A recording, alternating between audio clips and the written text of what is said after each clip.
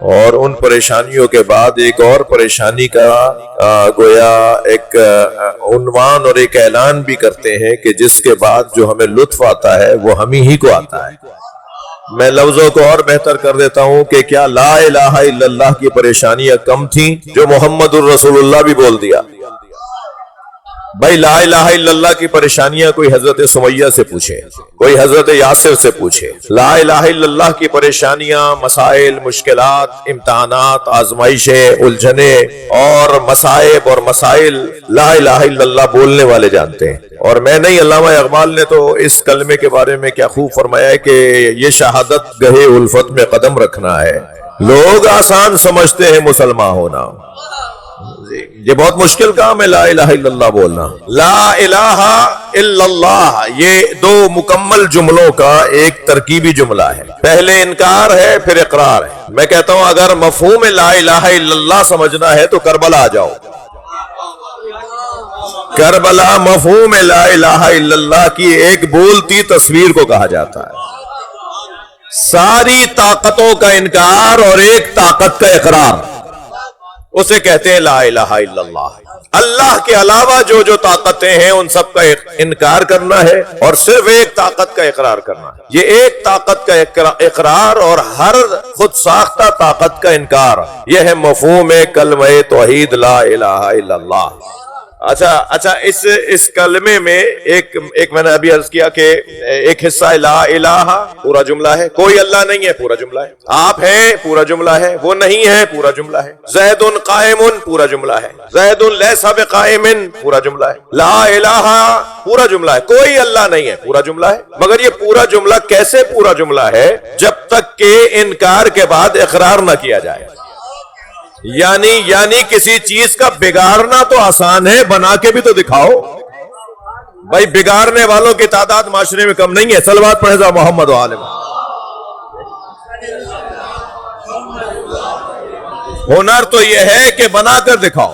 اب لا الہ یہ ایک مکمل، لا کوئی اللہ نہیں ہے، جملہ تامہ ہے، جملہ اسمیہ ہے، جملہ جو ہے وہ یصح السکوت ہے جو ہمارا بھی گرامر میں مدرسوں میں ہمیں پڑھایا جاتا ہے، یہ مکمل جملہ ہے۔ لا الہ کوئی اللہ نہیں ہے، جیسے اس کے بعد والا کلمہ محمد الرسول اللہ، محمد اللہ کے رسول ہیں، پورا جملہ ہے۔ اب اس میں کوئی اللہ تو نہیں لگا ہوا، صلوات پڑھیں ذرا محمد و آل محمد۔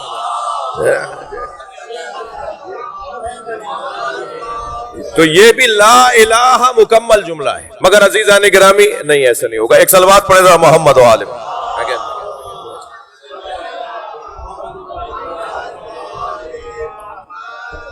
علامہ اوسجا صاحب اچانک مجھے نگاہ پڑی، اگر پہلے مجھے میں دیکھ لیتا۔ اور ذرا یہاں سے آرام سے آ جائیں، بچہ جگہ بنا لے گا، ٹھیک ہے؟ ٹھیک۔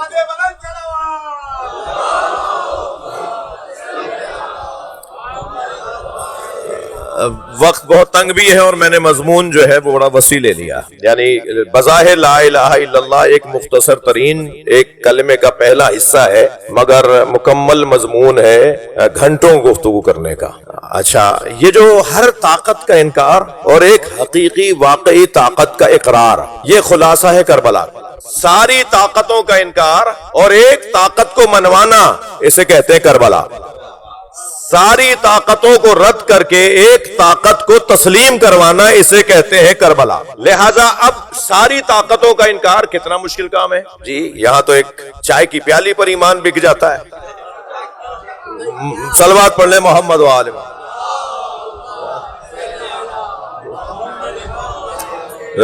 اتنی سی طاقت پر، اتنی سی طاقت پر، اتنے سے پاور پر بہت سارے لوگ اپنا ایمان بیچ ڈالتے ہیں۔ تو یہ تو بڑی بڑی طاقتوں کی بات ہو رہی ہے، لا الہ بڑی بڑی طاقتیں بھائی، فرعون، حامان، نمرود، شداد، یہ الہ بنے بیٹھے تھے، یہ خود اللہ معاذ اللہ بنے بیٹھے تھے، یہ خود کہتے تھے انا ربکم، اچھا چھوٹا موٹا اللہ بھی نہیں، یہ کہتے ہیں انا ربکم الاعلی، فرعون انا ربکم الاعلی، میں تمہارا سب سے بڑا اللہ ہوں، معاذ اللہ یہ کہتا تھا۔ یہ نہ صرف اللہ منوانا چاہتا تھا بلکہ اللہوں میں، الہوں میں بھی سب سے بڑا اللہ اپنے آپ کو بولتا تھا۔ تو ان طاقتوں سے کون ٹکراتا بھائی؟ اور جس نے بھی ان طاقتوں سے مقابلہ کیا، ان کا سامنا کیا، ان کے ساتھ جو کچھ ہوا، ان کے زمانے کے لوگوں کے لیے تو پریشانی کا سبب تھا۔ ہم بعد میں آئے ہیں، ہمیں اس لیے اچھا لگتا ہے۔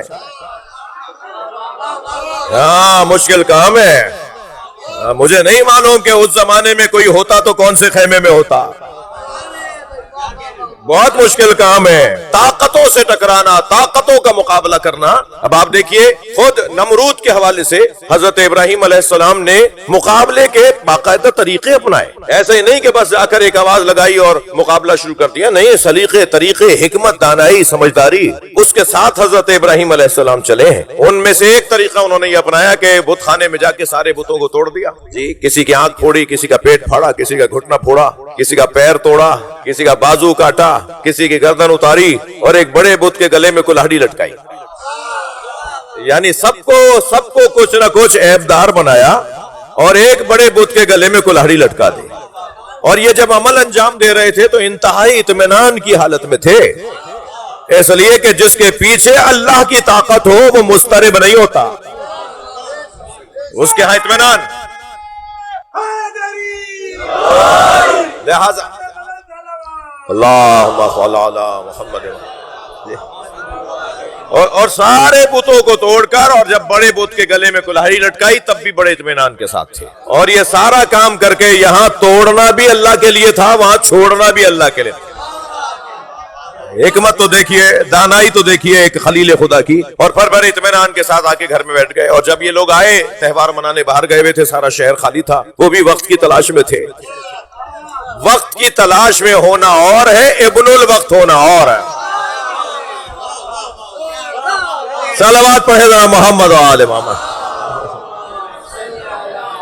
جی ہاں، انتظار میں تھے کہ کب ایسا ماحول بنے کہ میں یہ کام کر کے آؤں، اور پھر جب ایسا کر کے بڑے اطمینان کے ساتھ گھر آ کے بیٹھ گئے، اور یہ لوگ واپس آئے اور جب بت خانے میں گئے پوجا کرنے کے لیے تو انہوں نے کیا دیکھا کہ بتوں کا تو حال بگڑا ہوا ہے، جی، جن کا حال بگڑا ہوا وہ تمہارا کیا حال سنواریں گے۔ تو کوئی ہر بت کے اندر کوئی نہ کوئی مسئلہ تھا، اور ایک بڑا بت جو تھا وہ سالم تھا، اور اس کے گلے میں کلہاڑی لٹکی ہوئی تھی، جو ایک پیغام تھا کہ یہ کام اس نے کیا ہے، جو ایک اشارہ تھا کہ یہ جو بت ٹوٹے ہوئے ہیں یہ اس بڑے بت نے کیا ہے۔ تو انہوں نے آپس میں دیکھنے کے بعد کسی نے یہ نہیں کہا کہ یہ اس نے کیا ہے۔ حضرت ابراہیم کا کام دیکھیے آپ، سب نے دیکھا کہ بتوں کا حال یہ ہے، اور یہ بھی دیکھ لیا کہ کلہاڑی کہاں پر ہے، کس کلہاڑی سے کام ہوا ہے، مگر کسی نے آپس میں یہ نہیں کہا ان لوگوں نے کہ یہ کام اس بڑے بت نے کیا ہے۔ آپس میں کہنے لگے کہ فتن یقال لہ ابراہیم، ایک جوان ہے جسے ابراہیم کہتے ہیں۔ اچھا آپ یقین جانیے جس وقت بت توڑے تھے نا 80 سال سے زیادہ عمر تھی، اور یہ کہہ رہے ہیں جوان، جوانی کا تعلق کالے بالوں سے نہیں ہے، جوانی کا تعلق حوصلہ مندی سے ہے اور شجاعت سے۔ ہاں، کیا فائدہ اس جوانی کے کہ جہاں بہادری نہ ہو، اور کیا عیب ہے اس بڑھاپے میں کہ ہاتھ کانپ رہا ہو، سلمان رشدی واجب القطر ہے اور پوری دنیا کو ہلا ڈالے۔ صلوات پڑھے محمد و آل محمد۔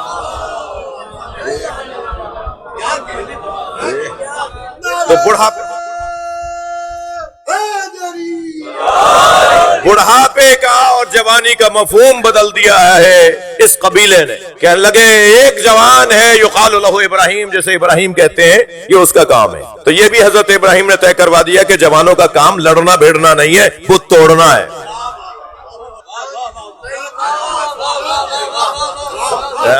جوانوں کا کام فساد پھیلانا نہیں ہے، معاشرے میں بنے ہوئے بتوں کو توڑنا ہے، اور کبھی پتھروں کے بت ہوتے ہیں، کبھی چلتے پھرتے بت بھی ہے۔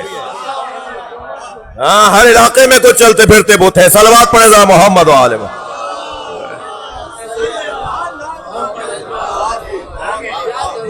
اور ایک مرتبہ انہوں نے سب نے بالاتفاق یہ طے کیا کہ کام حضرت ابراہیم کے لیے طے کیا کہ یہ ابراہیم کا کام ہے۔ کیا مسئلہ تھا نمرود کے لیے؟ بھائی گرفتار کروا لیا، اور گرفتار کر کے جب حضرت ابراہیم کو دربار میں لائے، بھرے دربار میں اب ایک اکیلا بھی کھڑا ہو اور ادھر سارے دشمن کھڑے ہوں، تو وہ کون سی طاقت ہے جو انسان کو اچھا بولنے پر آمادہ کرتی ہے؟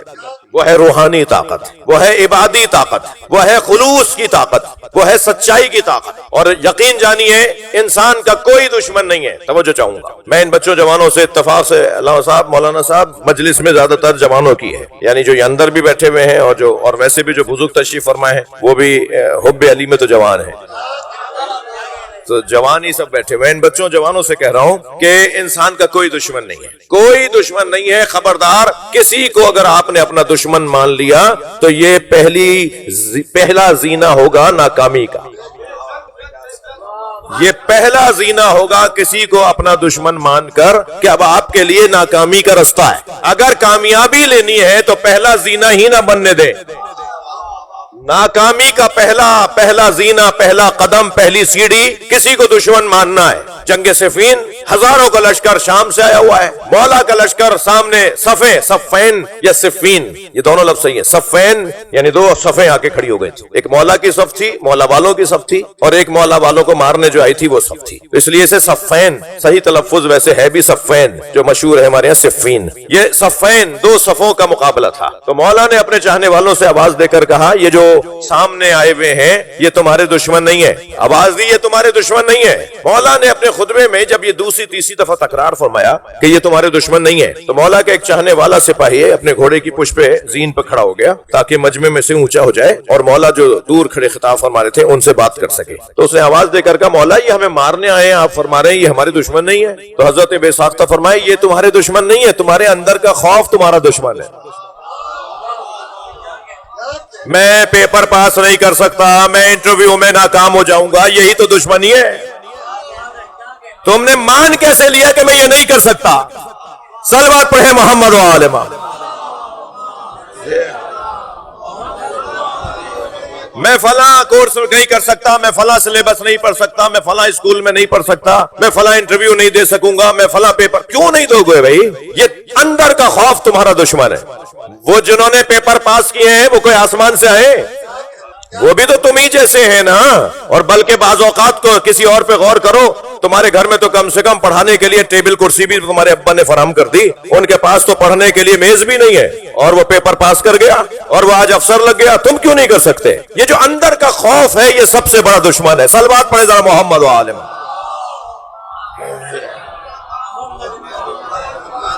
اطمینان کے ساتھ حضرت ابراہیم کھڑے ہیں، سب نے آواز دے کر کہا، ادھر سے نمرود کی آواز آئی یہ بت تم نے توڑے؟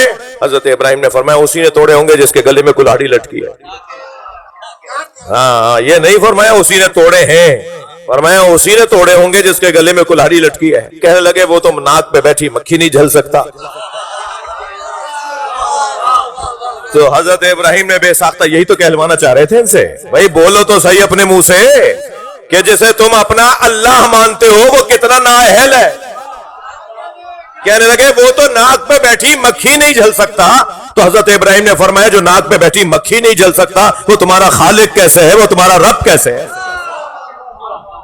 ایک مرتبہ جھنجھوڑ کے رکھ دیا حضرت ابراہیم نے ان کے دل و دماغ کو، سب سناٹا طاری ہو گیا۔ بات تو صحیح تھی، بات معقول تھی، بات یہی تھی، لیکن جواب کیا دے؟ عادتوں کے مجبور۔ بت پرستی عادت ہے، اندر سے آواز آتی ہے غلط کر رہا ہوں مگر عادت ہے۔ صلوات پڑھے محمد و آل محمد۔